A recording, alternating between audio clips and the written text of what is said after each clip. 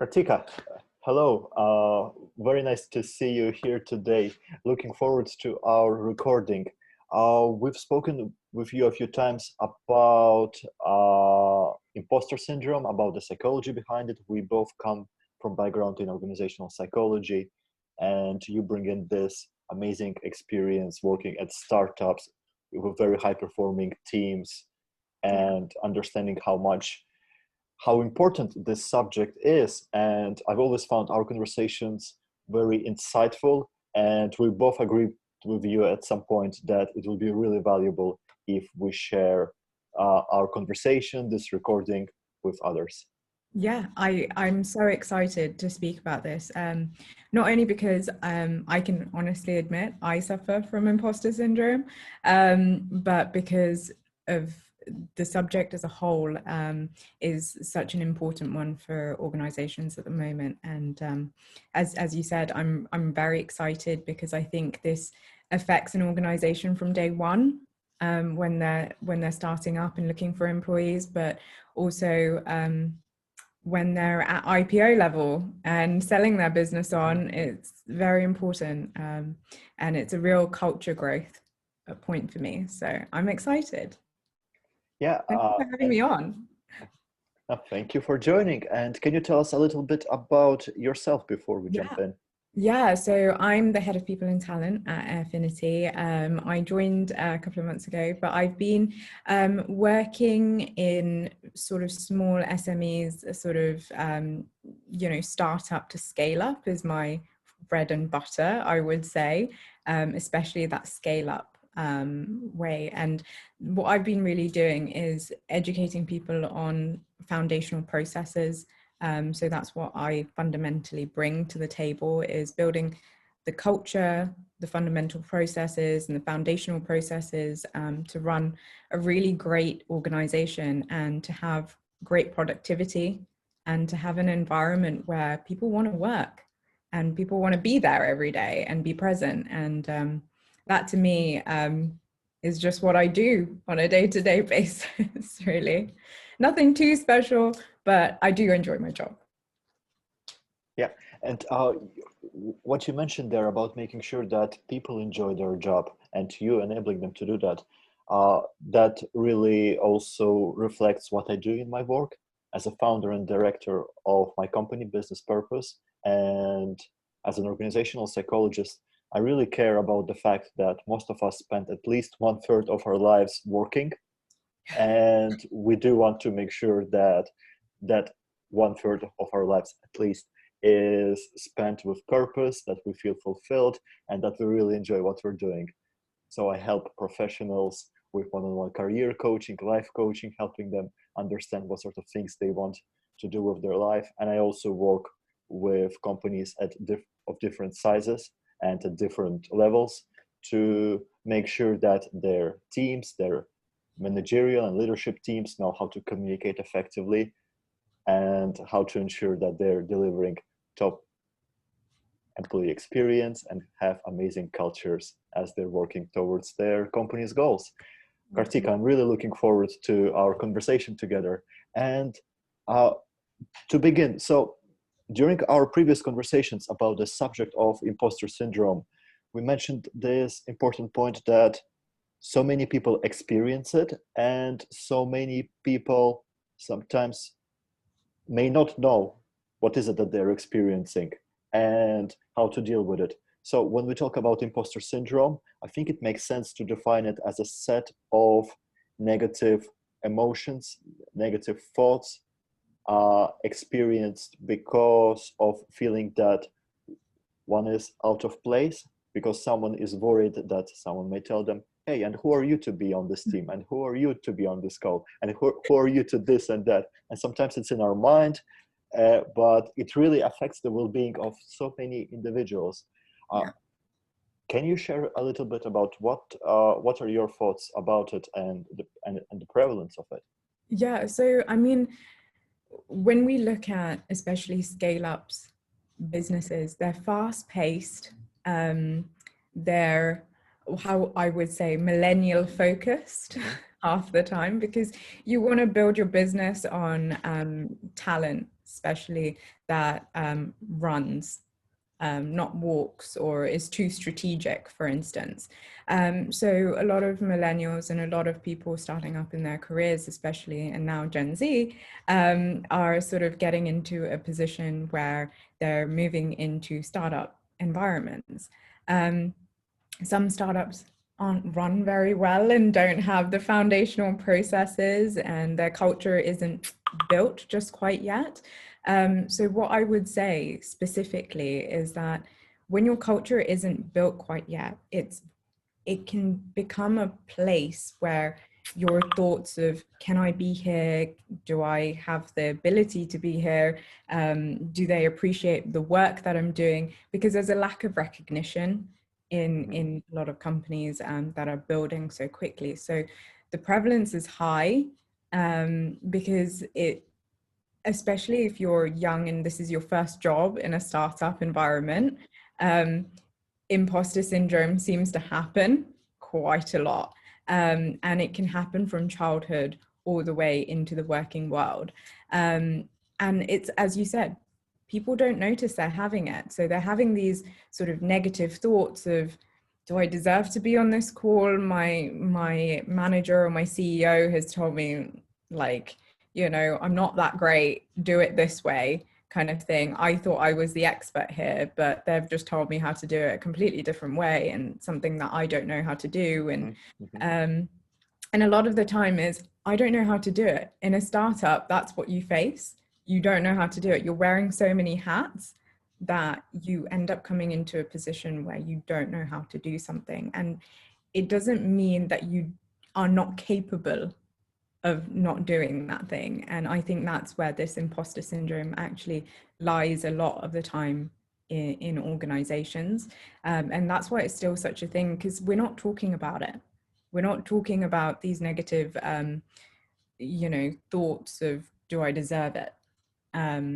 Because other people have it, but they're not saying it. I have it, I'm not saying it. And, you know, the people on the table that told you you can't be there have it, and they're not saying it. Yeah. So it's now become a big thing because people are not talking about it. And we are treating it as a bigger thing than it actually is, but really it's something that's manageable, controllable, something that we can all get past. You know, it's not, I think it's been labeled as this thing, but I don't know if it's really a syndrome particularly. It's a bunch of negative thoughts around your career and your progression, and it can really stop a person's progression because they just don't feel good enough. But sometimes, you know what, if you don't feel good enough, and I've thought about this, if I don't feel good enough, but I'm still capable of doing it, that's what matters, because the next thing you know, I feel good enough and I feel like I've achieved something.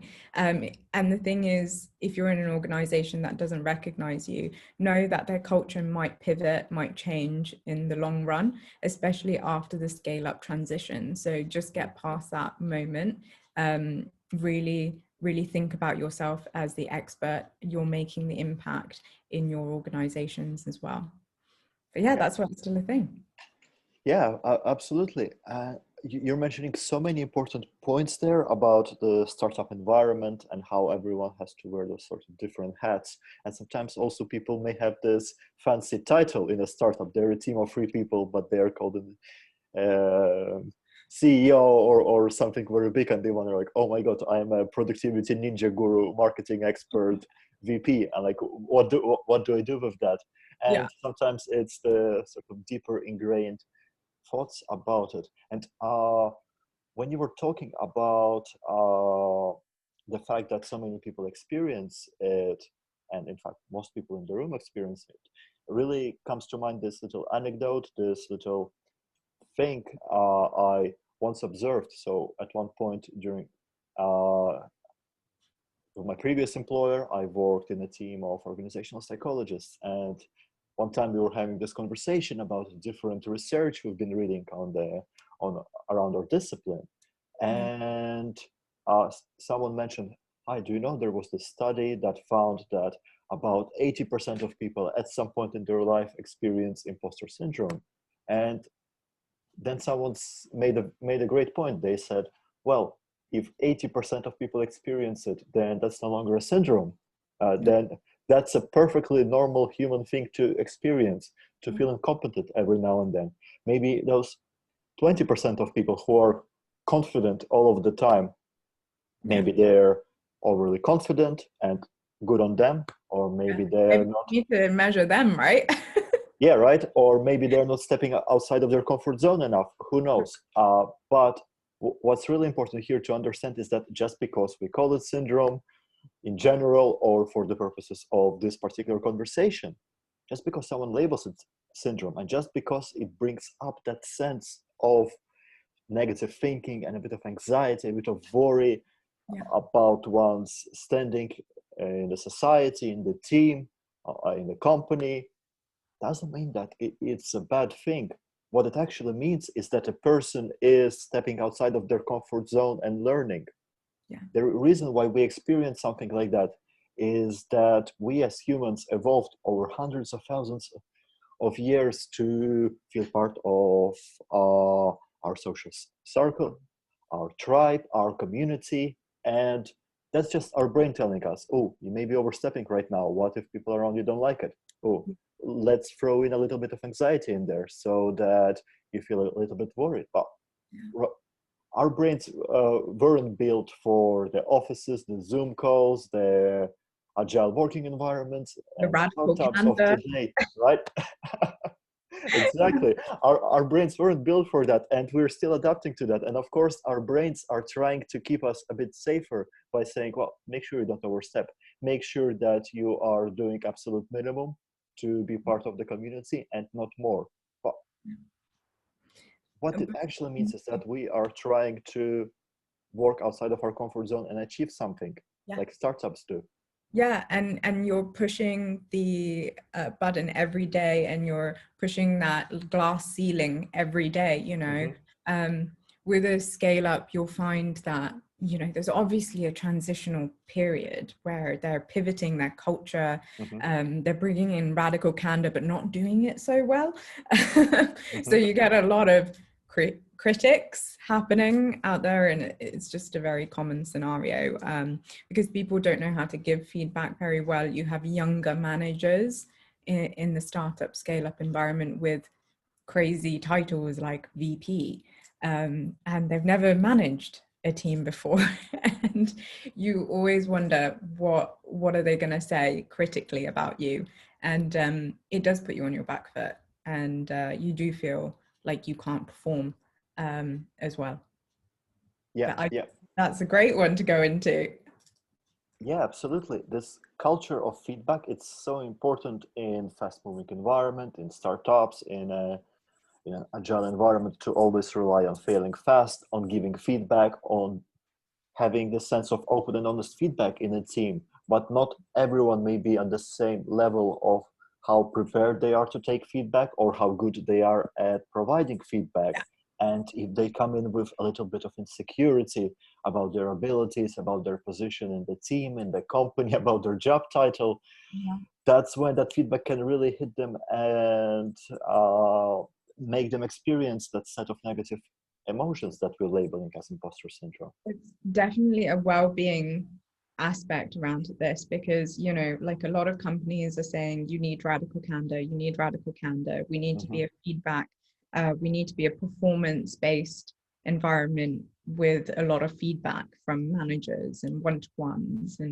And the thing is, when you're in a scale-up, as I said, you have so many young managers who have never done this before. Training is imperative for them. Train them. You teach them how to make a mistake of giving feedback and giving feedback well. Because the thing is, what we end up finding is high performers who we believe are high performers don't perform well in a scale up, because we're not building an environment for them to perform well, and genuinely their imposter syndrome starts kicking in at this point. And I say this to a lot of people, there are only a very slight amount of people in this world that can actually work in a startup scale-up environment. Not everyone can do it. The reason is you have to be super forgiving. You have to believe in your abilities and believe that you can do more, and you can strive for better and continue, because each day is so challenging. As you said, you're thrown with challenges every single day in that type of environment. And when you go into a sort of corporate environment, I've seen a lot of people from scale up go into a corporate environment and then not feel good enough for a corporate environment because they're not from there, or vice versa. You know, someone from a corporate environment coming into a scale up thinking that they were doing well, being battered down by a scale up, and then them developing imposter syndrome on top of that. So it's it can work in two ways, and I think that's why it affects a lot of people. Is how has it affected you in your working life, but also in your childhood and stuff like that can affect how you perform and how you deal with this as an adult as well. Yeah, and you mentioned a very interesting example of whether it's a person coming from corporate environment into startup scale-up world or vice versa. I've worked with both categories, both types of people, and indeed, I remember someone once asked me, like, they worked in a startup accelerator, I think, and they asked me, look, I speak to a lot of professionals who are really great in the corporate environment. They come into startup environment. They just cannot work in that environment because they don't know what sort of things they are expected to do. They have their specialization, focusing on one thing. Right now, they're supposed to do everything, and there is not that much structure for them. And I think the main point here, there's a really strong case to be made for having a growth mindset, a learning mindset, remembering the simple truth that there is no failure, only feedback, and remembering that companies grow, scale-ups are so efficient at growing when and because of having that possibility of failing fast, and evolving, adapting, fixing things, while also making sure that they maintain those relationships on the human level. Because we do hear of some unicorns, some really successful companies that are also known for having toxic cultures because they were growing fast, they were giving this feedback, but they were neglecting the well-being side of things, making sure that their high performers actually feel valued and feel that they can be talking about their challenges. And that sort of toxicity can also result in some companies naturally developing the culture of not talking about mistakes or sweeping mistakes under the rug. And that's not helpful at all as a cultural foundation for a company that's growing and scaling up. Yeah, and I think that you've hit the nail on the head. Is a lot of companies who are starting up, scaling up, forget to talk because they're too ingrained in process. They're too ingrained in changing things quickly, and when you change things quickly, it doesn't mean it's effective. And as you say, your high performers and then are pushed to the side. They're not talked to. They're not. You're not talking about failures and challenges and mistakes in a way where, as a team, we can fix this. But you're more talking it as, how do you fix it? You were brought in to do this, this, and this. Now fix it.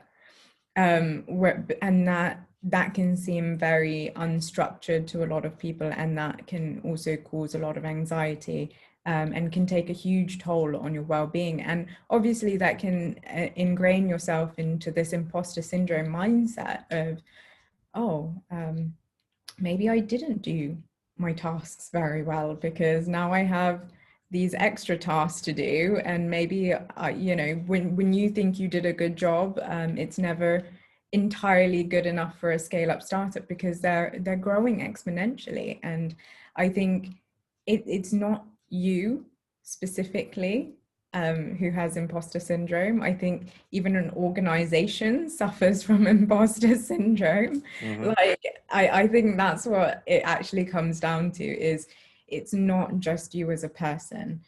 You have to see it that your organization that you're with, especially a scale up, even your corporates, they have imposter syndrome, really, because they're competing every day with their competitors. They want to be doing better than their competitors, and that brings in a lot of, especially for the leadership team, a lot of sort of challenges of, can we do this? Can I reach the next level? You know, are we really in the position to be doing this? Like, will we ever get there? And, you know, you see a lot of, if you ask a scale up, who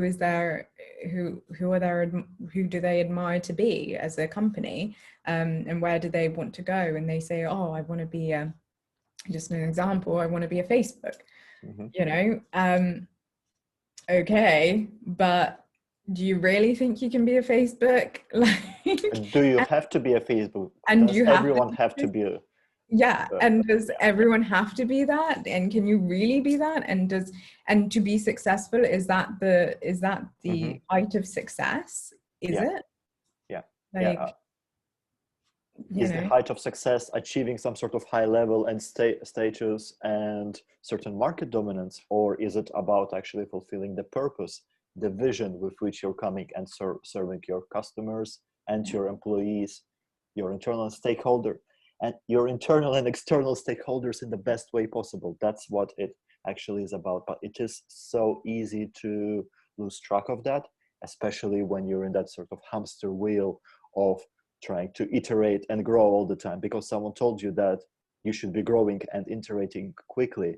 Yeah. And sometimes at the expense of not taking good care of your people's well-being, of providing an environment for open and honest conversations and healthy feedback.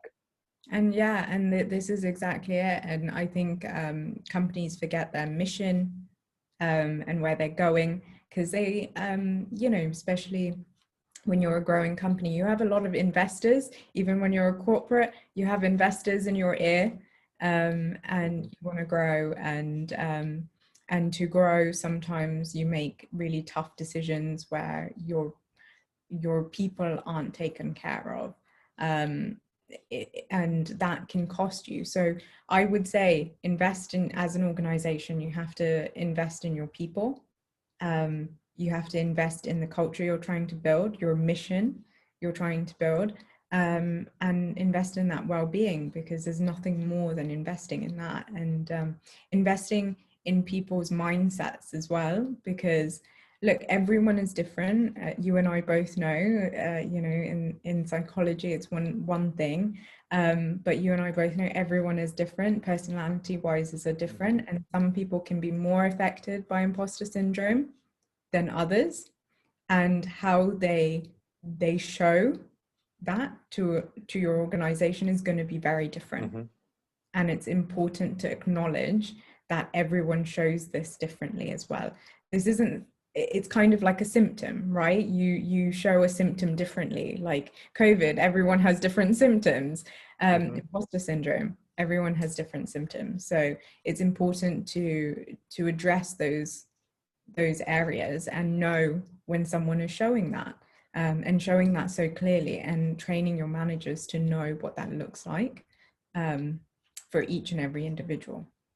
Yeah, and Karthika, you mentioned a very important point, that for managers, for business leaders, it's for everyone really, it's so important to recognize this seemingly very basic point that we're all different and every employee is different. And it's so easy to forget this simple truth, but just understanding how are different personalities, how are different types of people reacting, and indeed showing those symptoms of having something like imposter syndrome, feeling a bit less confident about their abilities, about their stance in the team. This is so important. Like, I've been having conversations with a few growing startups. They're growing really fast, and they have lots of first-time managers. And this can be such a challenging task for someone who's first time in a leadership role, in a managerial role, to wear that hat and really understand how they can connect with their people better, what sort of things they can do to inspire this confidence, while at the same time not having the sort of pretended confidence, but rather this authentic presence as a leader and or a manager. And I think something that's really important here is knowing what's the right time to talk about it and what's the right time to ask for help. When we talk about imposter syndrome, of course, we have to recognize that there are some tasks that a person should be like really qualified for, like open heart surgery, operating heavy machinery and having the skill for that, like many other things. It's a whether it's a technical skill thing or whether it's something about person's confidence and just needing that extra bit of confidence, but whether it's something that actually can be figured out on the go without prior instruction on the technical aspects of it. I'd love to hear from your experience. You've worked with several scale-ups and as a culture and talent leader, how do you make sure that there's this balance between creating a high-performing culture and a culture that's really focused on individual needs and that puts its people first? So I think it's twofold, right? So when you're scaling up, as I said, you're always thinking about foundational processes, and a lot of the time you're not thinking about your high performers. You're thinking about recruit. Let's just recruit. You know, we need people who can do this. We need people who can do that, and you know. I think when you start recruit mindset, you start forgetting about the people who do exist within your organization. Also, your culture starts to change. Your culture starts to pivot quite a lot to the people you're recruiting, and the cost of bad hire is a real cost on the company, on people's mentality who are already working there. And I think you can hire quickly, but sometimes you don't hire effectively. It is the honest truth about this. And merging something like culture of a high performing environment can sort of then disappear, because you get a bunch of people who aren't particularly high performing. You think you've hired the most diverse group of people, but they're not particularly high performing because you haven't made this culture where they can be high performing. And I've been in environments where we have taken people from your biggest companies, they've worked for 30 years, and these are real high performers on paper, and they come to your company and they can't perform. And you're kind of going, what is it? And the thing is, with the culture pivoting so much, it's easy to push someone like that out. But really what we should be doing is focusing ourselves on how can we enable somebody who has thrived somewhere else not to thrive here. What are we doing wrong? We, as an organization, you have to look at that. You have to look, how did they survive somewhere else and not here? And I think that's something we have to start questioning as scale-ups, as startup environments, and truly making sure that we're creating an environment where whoever comes into this organization can speak up, fills the gaps in your teams, so they don't feel like they have no direction in that team. That they feel like their presence there is making an impact, because the selling and the USP of any growing scale-up environment is that you are making an impact as an individual because you're wearing all these hats. But when you start wearing all these hats, it's really important to start making a culture where you're supporting those people wearing all these hats. You're asking them, what are the resources that you need next week? Because, you know, what are your tasks? I need to see your tasks, because if I don't see how much you're doing, I don't know if you need extra resources. I can't help you then. And as you were talking about young managers, it's really important for young managers. I'm you know, coaching 20 somethings now to be leaders, and they've never done it before. They've always, you know, they've progressed organically in a scale up, and they've survived the worst of it, and then they're coming out and they're being managers, and really no one's taught them because they weren't managed particularly before this point. So how are they meant to lead when they weren't managed? And I think, you know, that's where imposter syndrome also starts kicking in, is I've never been managed before, so how can I manage someone else? And really that's a form of the organization noticing that, coaching, and putting in more time with that individual.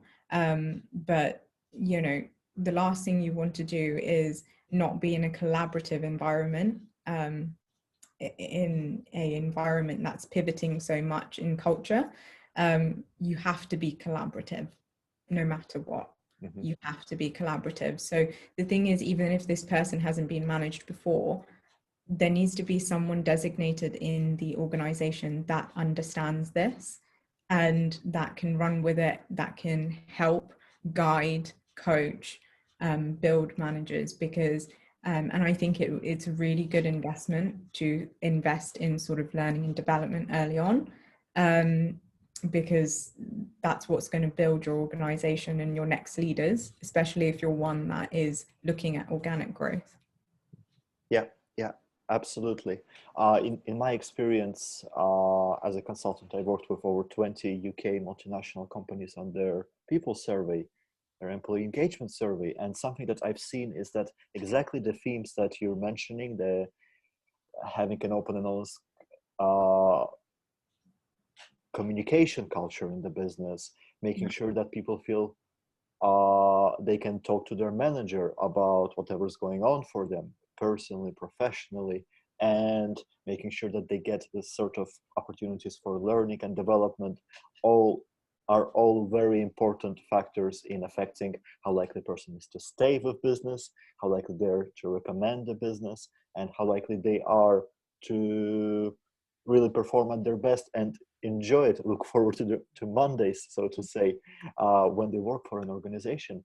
And a really important skill here, as you say, it's for managers, for leaders to recognize that there are individual differences between people. A person who is a high performer in one culture may not necessarily perform at their best when they're put into another culture. And sometimes it's a question of just coming into a new organization and making sure that they're onboarded properly, making sure that they feel part of the team and feel that they can speak up. Because there's a difference between saying, oh, in our culture everyone can speak up, my door is open, so to say, but everyone actually senses whether it's true or not, or everyone makes assumptions based on what they're observing, which is more difficult in remote working even still. So making sure that managers, that leaders know how to be not just setting direction, not just enabling through resources, through removing any sort of blocks in the systems and processes, but making sure that they know how to be effective mentors, effective coaches, just a person who knows what's the right time to be that manager, leader, and what's the right time to just have a conversation on a human level with someone, understand what's going on for them, what sort of things they really need, and how they can be supported. Having that sort of training and knowledge is really important for companies, especially as they're growing fast. Yeah, it's absolutely imperative. Even if you're a corporate, I think it's important to enable your teams in high performing culture, because I think as you said, you stick by the culture that you have. And sometimes, you know, at least when you're in a scale up, you're pivoting. So you're changing, you're agile, you kind of change towards the people, the individual's needs. Whereas when you're a corporate, it's super hard to change a culture that is so ingrained, and then you get a lack of diversity within your teams, and then you get people not wanting to talk up. And I think, as you said, these open lines of communications are sometimes lost because, you know, people don't want to talk to their manager about something like progression sometimes, because it's not like, maybe they're going up to their manager's level. If they ask for you know, progression, they're asking to be at the level of where their manager is at. And I've had a couple of conversations where that has been the case, and they've been like, well, I don't want to ask for that, because, you know, that would mean I'm at the same level as my manager, and then what? Because that's the next step. Because when you're organizationally designing, you know, anything, like if you do an org design, you think about like the next steps, you know, you think about who is going to report into who, and then, but then the thing is, what is the next step for those leaders, you know, there, because there are going to be managers coming up to leadership level, but then they're scared to ask for it because there's somebody else sat just above them, and that would mean taking their position. And it's a very hard conversation, and I get it. It's a hard conversation to have with your manager when you're trying to get your manager's position. But it's also, that's what I'm saying, is that organizations should have a designated person and your people person who is at that level to make organizational design changes, and to have that organizational development present, so that people can come to you as the expert in org design and can say, I want to get here now, right? I want to be here. This is my next step. I know it's where my manager is. But the thing is, the person who designs the org will then go away and be like, well, maybe leadership should have another level too. And we should make a whole different level for that. And those are real, like, eye-opening conversations. And unless you have that conversation with somebody, nothing can change, nothing will change. Things will continually go on, and you will be stuck in a place where you have no progression. And the last thing is that you don't want people to leave because they don't have progression. Like, the amount of times I hear people saying, I'm leaving my organization because there's no progression. I'm like, did you ask for that though? No, you did not. So you'll much rather have progression in another organization where you don't know if it's true yet or not, than ask for it. So I would say, just be brave, bite the bullet, know who you're asking. And if you don't want to ask your manager, ask somebody else. Ask the right person who designs your organization, and that's probably going to be somebody in the people team. And what you say there, I think, really nicely brings us back to the question of how individuals may experience imposter syndrome, that sometimes they may almost feel like they cannot even speak about their aspirations, where they want to be. But also there's a much bigger case for having this culture of coaching, culture of feedback, and culture of openness in businesses, when you can talk about those things and you feel that I can reach out, whether there is a designated talent leader, OG person, a coach, or a manager who's trained in how to have those conversations in the business. Yeah, absolutely. And I think that you've hit it, is exactly it. You just need to have people who are present, who are there and ready to listen, because individuals, you will all experience this in different ways. You know, I've experienced it myself in a very different way to how somebody else might experience it. And it's taken me years to notice it though. And it's taken me years to figure out what others are like with it. you know, until you ask them, oh, have you heard about imposter syndrome? They're like, what is that? And then they go and research on it, and then they're like, actually, that's exactly what I'm going through. And, you know, then you talk about it and you have open conversations, and you're like, oh, you're going through it the same as I am. But, you know, it's held me back in my career. And then you realize it's held so many other people back in their careers.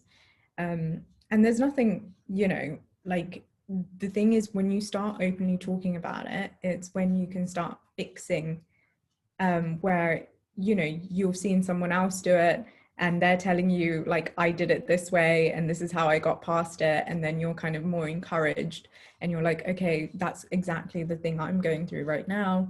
I'm going to learn from your mistakes, or I'm going to do it the same way as you because what you did was great. So having these conversations can stop you from having those negative thoughts. Just know that 80% of people have it. So only 20% don't. So more likely than not, the next person you talk to is probably going to have had it. Yeah. And that's why it's so important to be having those conversations, making sure that people know that it's a thing. So many people are experiencing it, and both individuals in their mindset and organizations in how they approach learning, development, and conversations across different levels. It can be fixed, it can be addressed, and indeed everyone's experience at work can be really improved thanks to having more of those conversations. Exactly. And, you know, if you're afraid to tell people and, you know, you're not ready to talk about it just quite yet, anonymous surveys are there for a reason. People team put out a bunch of anonymous surveys to ask how you are.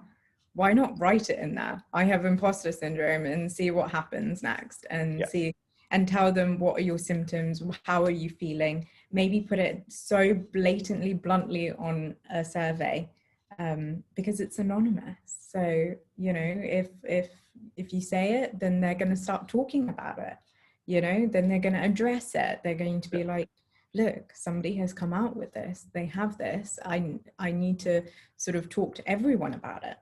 And as organizations, I think it's time to start having real conversations about this, because the thing is, the more you put it under the rug, the less the less your teams will perform, and will perform with productivity. And that's what my goal is, to make sure everyone's productive.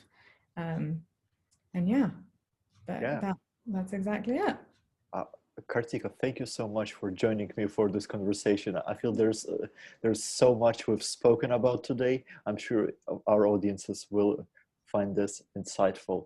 Can you tell a little bit about how can people get in touch with you? And if you could also mention this awesome podcast that you've been recording. I'm sure many will find it really interesting. Obviously. So I can be connected on LinkedIn. You can find me on LinkedIn. Just type my name, I suppose. And obviously we have a podcast. Me and Olya have an amazing podcast, which is more to do with organizations and for people leaders as well, but some really cool info for employee rights as well. So if you are an employee listening, there are some things that you might need to know about your rights on there, and that's the Modern Employer #wildcards. So you can find that on Spotify, on Apple Podcasts, on SoundCloud if you want. I don't know, any other stream that does podcasts, you'll find it on there. Just type it in. And as I've said before, it's such an epic name for a podcast. Thank you. Well, Karthika, thank you very much. And as for me, I can be reached on LinkedIn or through my website, www.businesspurposecoaching.com. You're probably watching this on YouTube, so follow my channel, Business Purpose, for more conversations like that with people leaders, with experts, and from all sorts of walks of life, focusing on creating amazing experience for people. Thank you everyone for listening, and thank you, Karthika. Thank you, Pavel. Thanks so much for having me.